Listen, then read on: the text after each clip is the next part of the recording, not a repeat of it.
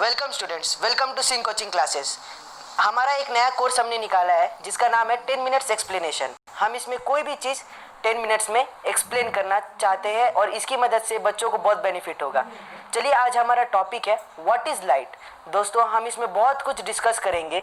जैसे हमें मालूम है कि लाइट सबसे स्पीड वाला चीज़ है धरती पे, मतलब साउंड से भी स्पीड ज़्यादा है लाइट की। जैसे हम एग्जांपल ले सकते हैं लाइटनिंग एंड थंडरस्टॉर्म। पहले बिजली दिखती है, फिर पहले लाइट दिखता है, सॉरी दोस्तों, फिर बिजली चमकती है। तो चलिए, अब मैं बताऊंगा व्हाट इज़ लाइट। तो लाइट दोस्तों एक इलेक्ट्रोमैग्नेटिक रेडिएशन है। इलेक्ट्रोमैग्नेटिक रेडिएशन मतलब एक विजिबल लाइट जो हम अपने नेक्ड आई से देख सकते हैं। दोस्तों, लाइट को हम विजिबल लाइट भी कहते हैं। विजिबल लाइट मतलब जो लाइट हम अपने आंखों से देख सकते हैं। और लाइट की दोस्तों वेवलेंथ होती है, वेवलेंथ मतलब उसकी नाप होती है 400 to 700 नैनोमीटर। इसका मेजरमेंट नैनोमीटर में होता है दोस्तों। तो light gives us sensation of vision, मतलब ये हमें देखने का सेंसेशन देती है। अभी तक हमने देखा था व्हाट इज लाइट। लाइट मतलब इलेक्ट्रोमैग्नेटिक रेडिएशन, ये सब हमने देखा। अब हम देखेंगे speed of light. Speed of light होती है 299,792,458 मीटर पर सेकेंड, जो बहुत ही इक्विवेलेंट होती है 3 × 10⁸ मीटर पर सेकेंड।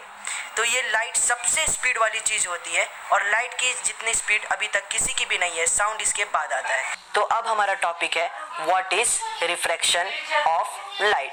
दोस्तों, रिफ्रैक्शन ऑफ लाइट का मतलब यही है, जब लाइट रेज एक मीडियम से दूसरे मीडियम में आते हैं तो उनकी डायरेक्शन चेंज हो जाती है। मतलब जब रेयर से डेंसर में आते हैं तो नॉर्मल की तरफ बेंड हो जाते हैं। और यही लाइट रेज जब डेंस एरिया से रेयर एरिया में आते हैं, तो रेयर मीडियम में आते हैं, तो इनका क्या हो जाता है, ये नॉर्मल से थोड़ा दूर हो जाते हैं, मतलब अवे फ्रॉम नॉर्मल हो जाते हैं।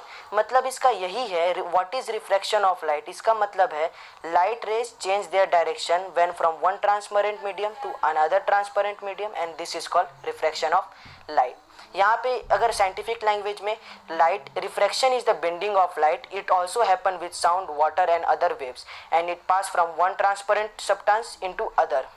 दिस बेंडिंग रिफ्रैक्शन, ये जो बेंडिंग होती है ये रिफ्रैक्शन की वजह से होती है। जैसे एग्जाम्पल्स दोस्तों, जैसे पेंसिल को अगर हम एक पानी की बोतल में रखते हैं ट्रांसपेरेंट, तो उसमें क्या होता है, वो पेंसिल हमें थोड़ी ऐसे बेंड हुई, टूटी हुई दिखती है। ये रिफ्रैक्शन की वजह से होता है। अगर हम एक 5 रुपीज़ कॉइन या फिर एक कॉइन अगर हम ग्लास में रखते हैं तो थोड़ा ऊपर उठा हुआ दिखता है, ये रिफ्रैक्शन की वजह से होता है। Twinkling of stars, apparent position of suns, ये सारे एग्जाम्पल्स हैं।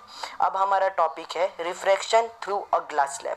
ये एक बहुत ही अच्छा टॉपिक है। मतलब ये एक रिफ्रैक्शन को क्या होता है, रिफ्रैक्शन ये क्लियर वे में समझा देता है। ग्लास स्लैब मतलब ग्लास का अगर हम एक पीस से अगर हम लाइट को पास करते हैं तो उससे जो रिफ्रैक्शन होता है उसके बारे में अब हम जानने वाले हैं। लाइट रेज अगर ग्लास स्लैब से रिफ्लेक्ट होते हैं तो वहाँ पे 2 रिफ्रैक्शन होते हैं। अब हम इन 2 रिफ्रैक्शन कब कब होते हैं और कहाँ होते हैं, अब हम ये देखेंगे। जैसे case of light going from air into glass, again into air, one when enters the glass slab from air and second when the time enters air through the glass slab. When the light ray traveling through air glass slab, they get refracted and bends toward the norm. अगर मैं simple language में अगर इसको explain करूँ, इसका मतलब ये है फर्स्ट रिफ्लेक्शन होता है जब लाइट रेज एयर से ग्लास स्लैब में एंटर होते हैं, मतलब लाइट रेज वहाँ पे डायरेक्शन चेंज करते हैं। और फिर दूसरा रिफ्लेक्शन होता है जब ग्लास स्लैब से लाइट फिर से एयर में एंटर करते हैं, तो यहाँ पे दूसरा रिफ्रैक्शन होता है। तो ये इस प्रकार इसमें 2 रिफ्रैक्शन होते हैं।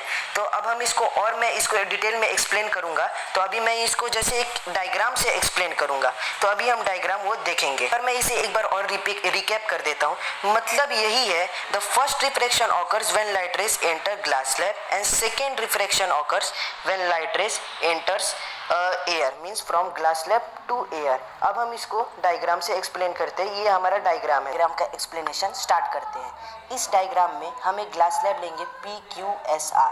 यहाँ पे जो इंसिडेंट रे है वो पहला रिफ्लेक्शन के लिए इंसिडेंट रे है AB और रिफ्रैक्टेड है हमारा EF है। और दूसरे रिफ्रैक्शन के लिए यहाँ पे 2 रिफ्रैक्शन हो रहे हैं। दूसरे रिफ्रैक्शन के लिए EF हमारा इंसिडेंट रे है और FD हमारा रिफ्रैक्टेड रे है। और देखिए इंसिडेंट रे AB और जो रिफ्रैक्टेड रे है ये दोनों इक्वल है, क्योंकि angle of incidence and angle of refracted हरदम इक्वल होते हैं। एक और बात, जो सेकेंड रिफ्रैक्शन हो रहा है, जो एंगल ऑफ रिफ्रैक्शन इज ई, जब एंगल ऑफ रिफ्रैक्शन ई है तो वो इक्वल होगा आई के। क्यों? क्योंकि यहाँ पे जो इंसिडेंट, जो हमारा रिफ्रैक्टेड रे था पहले रिफ्लेक्शन के लिए, अब वही हमारा इंसिडेंट रे हो गया है दूसरे रिफ्रैक्शन के लिए। मतलब जो हमारा ई एफ रिफ्रैक्टेड रे था ए बी के लिए, अब वही इंसिडेंट रे हो गया है रिफ्रैक्टेड रे एफ डी के लिए। यहाँ पे एक बात बहुत इंपॉर्टेंट है जो नोट करने वाली है, जो हमारे चेंज इन डायरेक्शन हुआ है, जो change in direction of light rays है वो इक्वल है पर अपोजिट डायरेक्शन में है। मतलब जो ए बी और सी डी है वो चेंज हुआ है डायरेक्शन, लेकिन वो इक्वल है बट वो अपोजिट डायरेक्शन में है। अब हमारा एक टॉपिक है लॉ ऑफ रिफ्रैक्शन, ये बहुत ही इंपॉर्टेंट टॉपिक है। जैसे लॉ ऑफ रिफ्लेक्शन होता है, इसी प्रकार दो लॉ होते हैं लॉ ऑफ रिफ्रैक्शन के। तो लॉ ऑफ रिफ्रैक्शन अब हम के दो प्रकार में से अब हम पहला प्रकार मतलब पहला लॉ अब हम सीखेंगे। तो पहला लॉ ये इंसिडेंट करता है कि जो रिफ्रैक्टेड रे है, सिंपल लैंग्वेज में जो रिफ्रैक्टेड रे है, नॉर्मल रे है और इंसिडेंट रे है, वो तीनों एक लाइन में लाइज करेंगे। जैसे law of reflection state that the incident ray, refracted ray and normal to the interference of any given medium all lies in same plane. मतलब वो सेम प्लेन में लाइज होंगे, ऐसा नहीं कि एक ऊपर एक नीचे। तीनों नॉर्मल, रिफ्रैक्टेड और इंसिडेंट रे, तीनों रेज मतलब नॉर्मल, इंसिडेंट और रिफ्रैक्टेड तीनों एक लाइन और सेम प्लेन में लाइज करेंगे। ये फिगर से हमें जैसे समझ आ रहा है, इंसिडेंट रे ओ ए, रिफ्रैक्टेड रे ओ बी और नॉर्मल ओ एन तीनों एक जगह लाइज कर रहे हैं। अब हमारा दूसरा लॉ है स्नेल्स लॉ, जिसे हम कहते हैं Snell discrete law and the law of refraction. ये एक फॉर्मूला है use to describe the relationship between angle of incident and refraction.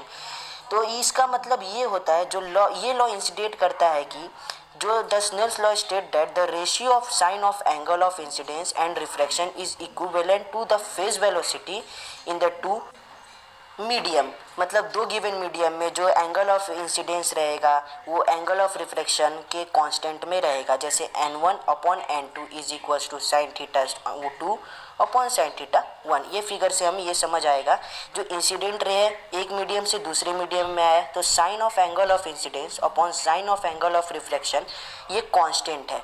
जो sine of angle of incidence और जो साइन ऑफ रिफ्रैक्शन है ये जो कांस्टेंट होता है इसे हम रिफ्रैक्टिव इंडेक्स भी कहते हैं। अब हम रिफ्रैक्टिव इंडेक्स का मतलब क्या होता है ये हम सीखेंगे। मतलब सिंपल लैंग्वेज में ये कहूँ कि जब जो एंगल ऑफ इंसिडेंस होता है, sine of angle of incidence is equal to sine of angle of refraction. अब रिफ्रैक्टिव इंडेक्स ये होता है जो रेशियो होती है velocity of light in vacuum, मतलब जो एयर टाइट में to its velocity is a specified medium. मतलब वो एक स्पेसिफाइड मीडियम में होता है, मतलब वही है n1 upon n2 is equals to constant, means sin r I upon sin r is equals to constant. यहाँ पे जैसे आपने फिगर देख रहे हो, यहाँ पे ढेर सारे मैंने रिफ्रैक्टिव इंडेक्स दिए हुए हैं, जैसे एयर के हैं, वाइस के हैं, वाटर के हैं, ऐसे ढेर सारे रिफ्रैक्टिव इंडेक्स हैं। जैसे एयर का रिफ्रैक्टिव इंडेक्स है 1.003, हमने एक्सप्लेनेशन के लिए लिया था। अब हम जैसे वेलोसिटी दो मीडियम है एयर और ग्लास, अगर जो पहले मीडियम के लिए अगर हम वेलोसिटी v1 लेते हैं और दूसरे मीडियम के लिए अगर हम वेलोसिटी v2 लेते हैं तो रिफ्रैक्टिव इंडेक्स अगर सेकेंड मीडियम से फर्स्ट मीडियम में लाइट जाएगी तो किसके इक्वल होगा, ratio of velocity of light in medium 1 that of 2। मतलब जो रिफ्रैक्टिव इंडेक्स अगर सेकेंड मीडियम से फर्स्ट मीडियम में जाएगी तो velocity of light in medium वो किसके इक्वल होगी, velocity of light in medium 1 upon velocity of light medium 2। अगर रिफ्रैक्टिव इंडेक्स अगर लाइट रेस मीडियम 1 से 2 में जाएगी तो वो इक्वल होगी v2 अपॉन v1, जस्ट उसके उल्टा। अब हम देखेंगे refraction of light in different medium. यहाँ पे 3 टाइप के रिफ्रैक्शन होंगे। पहला जब लाइट रेस रेयर से डेंसर मीडियम में आएगा, दूसरा जब डेंसर से रेयर में आएगा और तीसरा जब रेयर से डेंसर में आएगा पर परपेंडिकुलर होगा। तो देखिए जब रेयर से डेंसर में आएगा, पहला when a light rays pass from rare to denser medium it bend towards normal. मतलब जो रिफ्रैक्टेड रे वो नॉर्मल की तरफ बेंड होगा, उसके करीब आएगा। अगर लाइट रेज डेंसर से मीडियम में आता है जैसे दूसरा, तो when light rays pass from denser medium to rare medium it bend away from normal. मतलब वो नॉर्मल रे है उससे दूर होगा, ये जो सीधी लाइन है वो नॉर्मल रे है। तो देखिए दूसरे फिगर में आर रिफ्रैक्टेड रे दूर हो रहा है और पहले फिगर में करीब आ रहा है। तीसरा लॉ ये कहता है अगर लाइट रेज रेयर मीडियम से डेंसर मीडियम में आएगा पर उसको is incident normally at the boundary between two media, मतलब दो मीडिया के बिल्कुल परपेंडिकुलर रहेगा तो वहाँ कोई रिफ्रैक्शन नहीं होगा। तो यहाँ पे हमारे तीन मतलब जब रिफ्रैक्शन ऑफ लाइट होगा इन डिफरेंट मीडिया में, ये भी हमने समझ लिया। दोस्तों प्लीज़ लाइक एंड सब्सक्राइब अगर आपको ये वीडियो अच्छा लगेगा तो। Keep watching Singh coaching classes. Thank you. और हमारा टैगलाइन है making everything in simple way, और हम ये पॉसिबल करेंगे और आप लोग की मदद से।